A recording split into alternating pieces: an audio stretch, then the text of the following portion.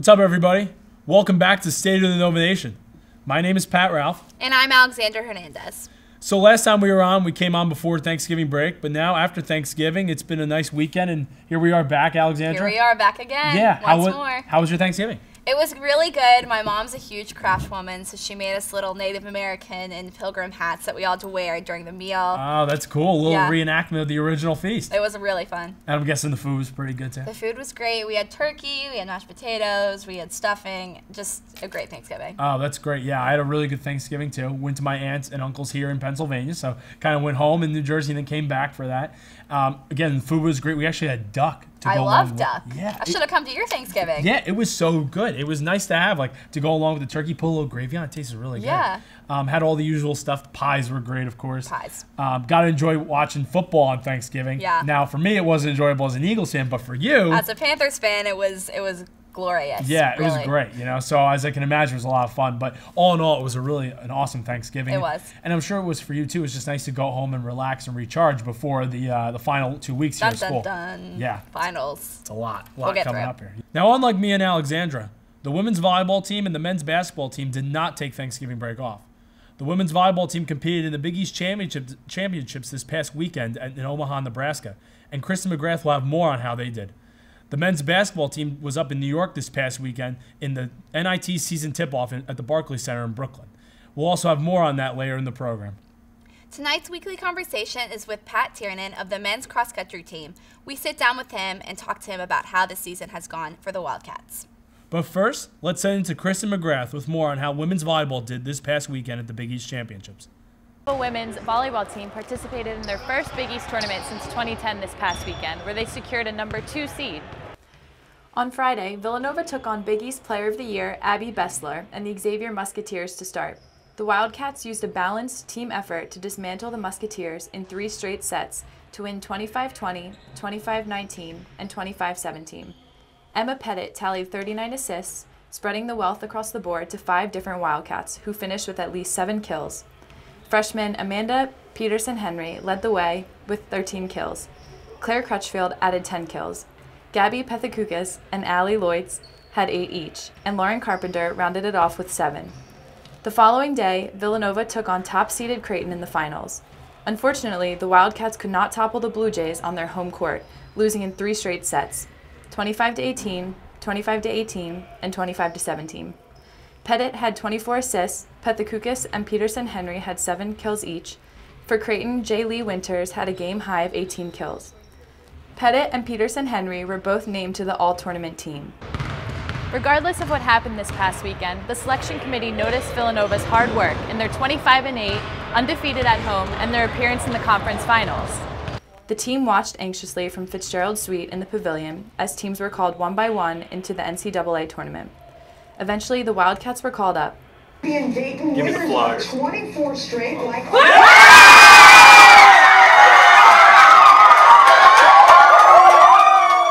It's their first NCAA tournament appearance since 1997. It's unbelievable. It's unreal because especially as a senior, that's for the past 3 years we haven't had this chance, and we knew early on that we weren't going to have a chance to all watch together with some chance of being called, and it's just like, it's so surreal. Well, coming into preseason, they had us ranked 7th, and everyone was really upset about that. We thought that we had more to prove. We knew we were better than other people thought we were. I think we were underdogs coming into the season, and so it's really exciting to know that we made it to the tournament. This Friday, Villanova takes on Dayton in the first round of the NCAA tournament. We wish them luck. Now I'll send it back to you guys in the studio. The women's volleyball team will begin their NCAA tournament run on Friday against Dayton. It's their first tournament appearance since 1997. So the women's volleyball season just keeps going. 1997. I'm so excited for them. This is going to be great. I really hope that they make it far, and it's just a tribute to all the seniors and just everyone on the team who have worked together this season to, get to the NCAA tournament. So exactly. Even though they fell short getting that Big East championship, they've had an incredible season, and you really want to see them go far. And the great thing too is they're not going to be that far away. They're playing at Penn State, so it is not too far from home. Yeah, we should get a bus. Just everyone should go up. Just everyone go, support them and stuff. Yeah. And, I mean, hopefully they can beat Dayton. And then Penn State will be a tough one because they're a very good team. But it's still, the experience is just incredible, especially for those seniors who have been through a lot, like you mentioned, you know, which will be great. So, yeah. Yeah. So good luck to the women's volleyball team. And now we're going to throw it to Morgan, who has more about men's basketball. I hope everyone had a great Thanksgiving break, and one thing's for sure, the Villanova men's basketball team sure did. They took home the NIT Season Tip-Off Championship. The Cats were back in Brooklyn to spend their Thanksgiving holiday. They came out a little sluggish on Thursday afternoon, maybe after having a little too much turkey. The Wildcats shot only 30.6% on the floor and went 5 minutes at the beginning of the game without making a shot. Their defense kept them going, forcing Stanford to cough up the ball 23 times and holding Stanford to shooting just 13 of 50 on the floor. The Wildcats started to take off in the second half, and Jalen Brunson helped them push the lead into double figures. From there, it was too much for Stanford to overcome. Villanova won 59-45. Jalen Brunson had a game-high 18 points. Hart came close to a double-double, finishing with 10 points and 9 rebounds. For Stanford, Dorian Pickens had 11 points and 10 rebounds. Marcus Allen chipped in 12 points. The next day, on Friday, Villanova took on Georgia Tech for the NIT Season Tip-Off Championship. The Wildcats couldn't get their shots to fall early from long range. As a result, the Yellow Jackets were able to hang around with Villanova. Georgia Tech went cold in the first half with the game tied at 19, and the Wildcats used this to surge ahead with an 11-0 run. The Wildcats took a 7-point lead into the half. Georgia Tech came out strong out of the break, but Villanova started to change up its game plan to take it inside. It was exactly what Villanova needed, as the diversified offense helped them take control, while the defense continued to outwork Georgia Tech. The Wildcats shot a season-high 52.9% on the floor and cruised to victory. Jalen Brunson finished with 13 points off of 5 of 8 shooting. Josh Hart also had 13 points, but added 7 rebounds in the win. Chris Jenkins added 12. For Georgia Tech, Charles Mitchell led the Yellow Jackets with a double-double performance. Mitchell had a game-high 16 points and 11 rebounds. I'm here with Larry Flynn. He's going to give us a great recap of the NIT tournament as well as a few games coming up this week. So, Larry, first round of the NIT tournament, we were up against Stanford. How did that game go down? Yeah, I thought it was kind of a shaky first half for the Villanova Wildcats. Stanford just beat Villanova on the glass through the first couple of minutes of that game, and really just, got totally bodied down low and on the glass. So I think Villanova had to do a better job coming out from the start in that game. But they ended up getting everything together, getting their offense together, mostly because Jalen Brunson was a superstar in that game, scoring 18 points, probably the best game of his young career. So I thought just great stuff from Jalen. His shot-making ability, his shot-creating ability, I think were both huge for the Villanova Wildcats when they weren't able to get easy baskets against that Stanford defense. So just fantastic game from Jalen Brunson. Absolutely. How did the championship game go down? That was a good game. Right. Georgia Tech was a pretty good team. I thought they looked good. Villanova came out with a punch, though. I think they played a lot better in the opening minutes of that game. So I think that was good to see at least Villanova have a different mindset to open a game. But definitely Georgia Tech kind of, hung around in the ball game just because of their offensive ability, but the Villanova Wildcats just pulled away. And again, that was Jalen Brunson leading the way, both scoring and just creating for others, creating for himself. I think we really started to see some of those flashes that have made him such a highly recruited player and one of the top-ranked point guards in the country. Yeah, absolutely. So clearly Jalen had a standout tournament, and so did Josh Hart, and they received a lot of recognition for it, right? Absolutely. So Jalen Brunson, the MVP of the whole tournament, and then Josh Hart on the all-tournament team. Those two were fantastic, and I think they really carried the Wildcats. It was a perimeter play with Daniel Ochefu getting into foul trouble in the Stanford game that really secured that win for Villanova. So I thought, a great performance from both of those guys. We've seen Josh Hart's game continue to mature. His ability to create off the dribble, his shot-making ability has just improved throughout this tournament as well. And just such a great rebounder for a guard. I think we really saw that when Villanova needed some extra rebounding in the tournament. So we saw a ton of great things, but what do you think that the Villanova team can kind of improve on, especially for this week, they're playing St. Joe's for that game coming up. Right. I think they need to feed the post a little bit more. Daniel Ochefu only got 3 post-up touches in both of those 2 games over the NIT tip-off. That just can't happen. I think they need to feed Ochefu the ball, get easy 2-pointers first, and then look for their 3-point barrage later. So I think that's something, especially the way that we've been shooting the 3 ball in the first quarter to half of the game. I think we really need to improve on feeding the post earlier. What are your predictions for the St. Joe's game? Yeah, I think we'll be able to win that one. St. Joe's is a pretty solid team. DeAndre Bembry is kind of their star player, an NBA prospect, some people say. But nevertheless, they just don't have the full talent. They don't have enough big men to compete with Ochefu down low. So I think Villanova should win this one. But they'll be traveling to St. Joe's, and it'll be a really raucous crowd there for this rivalry game. That's for sure. That's for sure. Well, we're wishing them so much luck as they take on St. Joe's on Tuesday. That's all we have for men's basketball. Thank you so much, Larry. Back to the studio. Congratulations to the men's basketball team for winning the 2 games in the tournament this weekend, and good luck when we play our rivals tomorrow night, St. Joe's. Yeah, so they played this weekend. They got 2 wins in Brooklyn. They beat Stanford it was a good run in Brooklyn. And Georgia Tech. Now, I don't think they played that well. I mean, if you watch the game, it wasn't the best performance by our team, but I have confidence for them tomorrow when we play our rivals. Yeah, so always the Hawks. Yeah, the Hawk is dead apparently. Yeah, apparently that's what I heard last. I read it on the no longer flying. Exactly, no longer flying, no longer aerial. No. But I think the thing is St. Joe's, them, they always are going to come out. They get really psyched for that game. They do, because they always want to beat us, being the little brother in the rivalry. Exactly. So they'll come out. They're going to be really fired up for tomorrow. But we should get the win, and then hopefully really get ready for the big game next Monday against Oklahoma on the battleship in Pearl Harbor. Yeah, so going out to Hawaii. It's a really big thing. It's not just like we're playing Oklahoma. No, we're playing Oklahoma in Hawaii. We'll do a Hawaiian dance. Yeah, get your ukulele out. You can teach me that later. Yeah, exactly. But hey, it's a big week for Villanova basketball. Now let's send it to Eugene Rapay for our weekly conversation this week with Pat Tiernan of the men's cross country team. Hi everyone, and for this week's weekly conversation, I'm joined now by Pat Tiernan, a redshirt junior on the men's cross country team. Pat, how's your day going so far? Good, mate. Good. Just getting back into the swing of classes and everything. So yeah, it's going well. So I know this has been a crazy week for you. 1 week since nationals. What are your thoughts on the overall season so far? On the overall season. It was great. I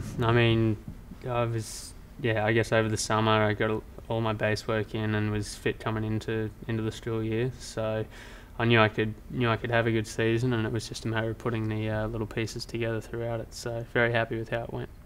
So with nationals, you're in the field with Edward Cheserek, back-to-back champion. What were your thoughts going into the race? Mate, I was trying not to focus too much on him in particular. Just trying to go out there and have some fun. And I think I did that. Just went out from the gun and tried to stick it to the man, I guess, right from the word go. So it was a bit of fun, which was good. Now this was your 3rd time at nationals. Does it get easier each time? I think this year was a bit easier for me. Just being there 2 times before and having the experience go down prior to. My first year was good just because I went into it blind, I guess. Didn't really know what to expect. Last year was rough. Just had way too high expectations, I think, and put a lot of pressure on myself. But this year was really good. I don't know, it was just a lot more relaxed going into it. So, yeah. What were your thoughts? How do you think you performed at nationals? How do you grade it? Mate, if I'm a teacher, I'd give it an A. I mean, I was very happy with myself, I think I'd be a bit hard on myself if I was disappointed with it, because I was absolutely spent when I finished that race, so yeah. I couldn't have given it anything more. So very happy with how it went. Always things to learn from a race, though, whether you win or lose. So I've definitely taken some things away from it, and I'll come back stronger next time round. So when do you start gearing up for your next race or your next season? Yeah, so our indoor season starts, for me, probably the end of January, start of February. So we're just back into it now, doing some light mileage, just easy runs for a few weeks. And then over the Christmas break, we'll get into some workouts and start looking towards that indoor season and hopefully Olympic trials later in March. So. How does it feel to finally get a little break before you start getting right back at it? Yeah, it's good, mate. It's good. Give the legs a little bit of a recovery session, which is nice, and be able to focus on other things like stool, especially this time of year when it's starting to get to the nitty-gritty part of it. So it's good. I mean, everybody needs a break every once and again. So yeah. What are your goals for the upcoming indoor season? Indoor season, just I'm trying to do a few 3Ks and anchor some DMRs, I think. So look a little bit towards the speed segment of it, and then hopefully towards the end of the indoor season, we've got our Australian Olympic trials back home. So I'm going to fly back for those and hopefully qualify for the team there. And then from there, it's just getting the qualifying standard for it. So we'll see how it goes. You don't get much time off, do you? I mean, you have cross country in the fall, indoor during the winter, and then spring you're right back out there? Yeah, right back outdoors. So we only get about 1 or 2 weeks in between outdoor and cross country. So it's a continuous sport, but at the same time, it's not a contact sport. So you can afford to go all year round, I guess. So yeah. Now with running, how did you first get into it? When did you know this is exactly what you wanted to do? So I actually played a lot of sports growing up.